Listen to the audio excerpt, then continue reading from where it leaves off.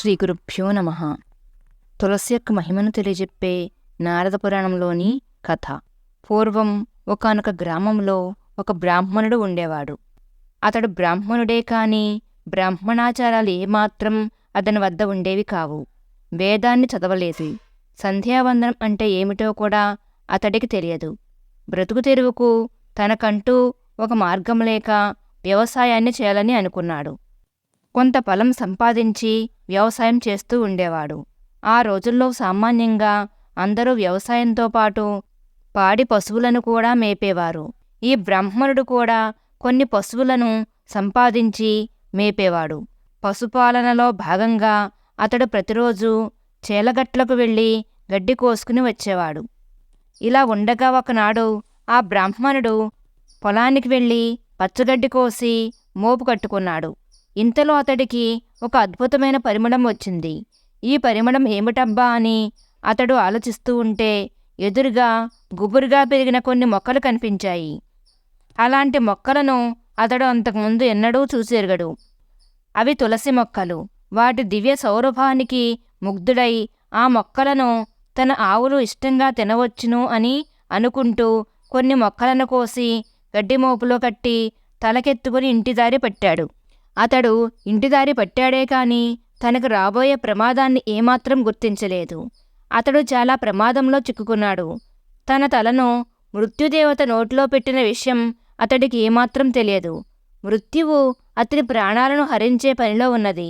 నిందలేనిదే బొందిపోదు అన్నట్లు సమయం చూచి ప్రాణం తీయాలనుకుంది మృత్యుదేవత. అతడు గడ్డి కోసి మోపు కడుతున్న సమయంలో ఎక్కడి నుంచి వచ్చిందో ఒక త్రాచుపాము వచ్చి ఆ గడ్డిపోపులో చేరింది. అదను చూచి కాటు వేయాలని అనుకుంది. కాని ఆ బ్రాహ్మణుడు గడ్డితో పాటు తులసి మొక్కలను కూడా తన తలపై మోస్తున్నాడు కదా. ఆ తులసి యొక్క ప్రభావం చేత త్రాచుపాము అతడిని కాటు వేయలేకపోతోంది. తులసి అమృత జన్మ, కేశవునకు ప్రియవల్లభ, వరప్రదురాలు, శుభములను కలిగించు చల్లని తల్లి. ఆ తల్లిని తలపై ధరించడం చేత పాము అతడిని ఏమీ చేయలేకపోతోంది. అంతేకాదు, తులసిని ధరించిన వారు పరమ పవిత్రులు. వారి జోలికి మీరు ఎల్లకండి అని యముడు తన భటులను ఆజ్ఞాపించాడు. ఈ బ్రాహ్మణుడు ఎప్పుడు ఇంటికి చేరతాడా, ఎప్పుడు గడ్డిమోపుతో పాటు తులసి మొక్కల్ని కూడా కిందకు దింపుతాడా, ఎప్పుడు అతని ప్రాణాలు తీద్దామా అని ఎదురుచూస్తోంది. పాపం ఆ బ్రాహ్మణుడికి సంగతులేవీ తెలియవు. అతడు తన మానాన ఇంటిదారి పట్టి నడక సాగిస్తున్నాడు. అతడి వెనుకనే యమకింకర్లు కూడా నడక సాగిస్తున్నారు. మృత్యువు పాము రూపంలో బ్రాహ్మణుని ప్రాణాలు తీస్తే యమకింకర్లు అతడిని యమసదనానికి చేరుస్తారు. ఈ యమకింకర్లు ఎవ్వరికీ కనపడేవారు కాదు. ఇలా బ్రాహ్మణుడు నడుస్తూ ఉండగా మరొక బ్రాహ్మణుడు అటుగా వచ్చాడు. ఈతడు వేదాధ్యయన సంపన్నుడు, హరిపూజ దురంధరుడు. తన సమస్త భారాన్ని భగవానునిపై పెట్టి నిరంతరం భగవద్ధ్యానంలో ఉండేవాడు. ప్రతిదినం తులసిమాలలతో స్వామిని అలంకరించి తులసి దళములతో పూజించేవాడు. అంతేకాదు, ఈ వ్యవసాయం చేసే బ్రాహ్మణుని ఇంటి పక్కనే ఉండేవాడు. శ్రీమన్నారాయణుని దివ్య కటాక్షానికి పాత్రుడైనందువల్ల ఈ వైదిక బ్రాహ్మణుడు సర్వాన్ని చూడగలుగుతున్నాడు. ఈ పరమ వైదిక బ్రాహ్మణుడు గడ్డిమోపుతో వచ్చే బ్రాహ్మణుణ్ణి, అతని తలపై ఉన్న తులసి మొక్కలను, పచ్చగడ్డి వెనుక దాగి ఉన్న తాచుపాముని, అనుసరించి వచ్చే యమకింకరులను చూశాడు. అతడికి చాలా ఆశ్చర్యం కలిగింది. ఆ మహనీయుడు యమకింకరులను చూచి, మీరెందుకు ఇతడి వెనకాలే వస్తున్నారో కొంచెం తెలియజేస్తారా అని అడిగారు. మహాతపస్సంపన్నుడైన బ్రాహ్మణుని మాటలు విని యమకింకర్లు ఆశ్చర్యపడ్డారు.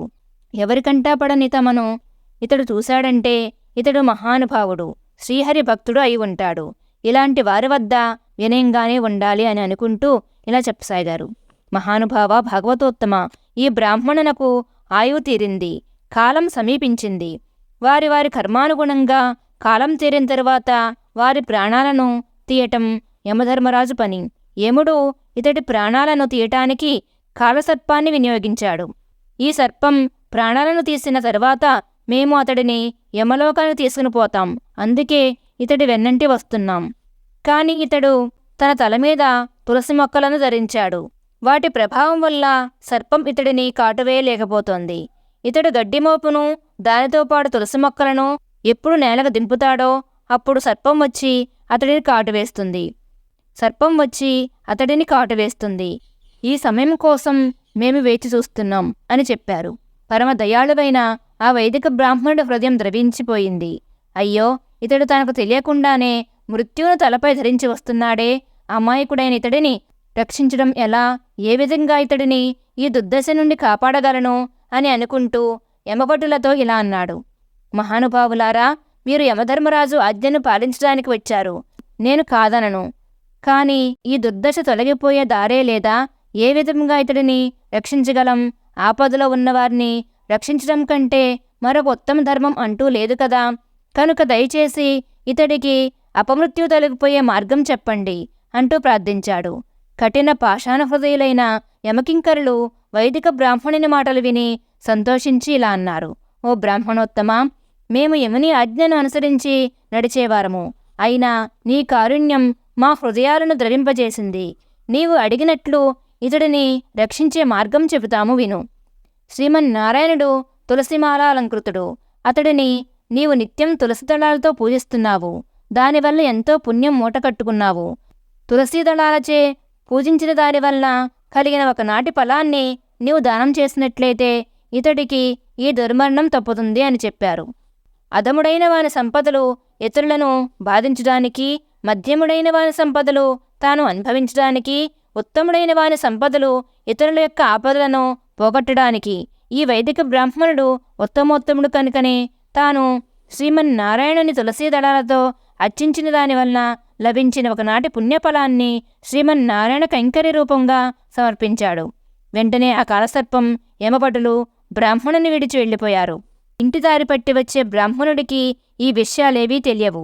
ఇల్లు చేరే సమయంలో తనతో కూడా వచ్చే పరమ భాగవతోత్తముడైన వైదిక బ్రాహ్మణుని చూచి నమస్కరించి కుశల ప్రశ్నను వేశాడు. ఆ వైదికోత్తముడు జరిగిన విషయమంతా చెప్పాడు. బ్రాహ్మణుడు తనకు తొలగిన దుర్దశకు సంతోషించి తనకు ప్రాణదానం చేసిన వైదిక బ్రాహ్మణులకు కృతజ్ఞతలను చెప్పుకున్నాడు. అంతేకాదు, తులసీమాత మూలంగా తనకు అకాల మరణం తప్పిందని తెలుసుకున్నాడు. అప్పటి నుండి అతడు పవిత్ర తులసీ దళాలతో శ్రీమన్నారాయణుని పూజిస్తూ ఆయన దివ్యానుగ్రహాన్ని పొందాడు. జయ జయ శంకర, హర హర శంకర. జయ శ్రీమన్నారాయణ.